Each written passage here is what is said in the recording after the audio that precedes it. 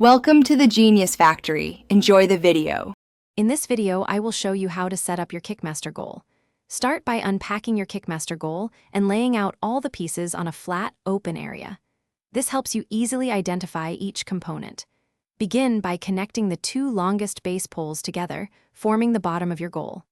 Next, attach the side uprights to the base, followed by the top crossbar.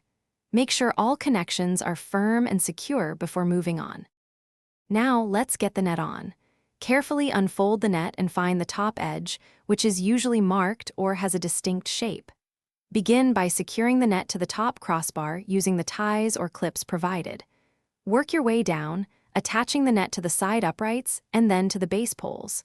Ensure the net is evenly stretched and taut for optimal play. With the net attached, it's time to secure your goal.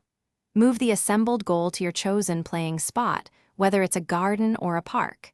Use the provided ground anchors or pegs to firmly secure the base of the goal to the ground. Push them in completely to ensure maximum stability.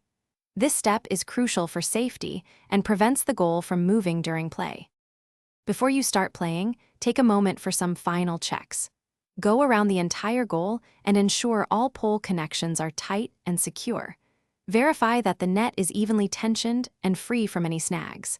Confirm that the ground anchors are holding the goal firmly in place. Once everything looks good, your Kickmaster goal is ready for hours of fun and practice.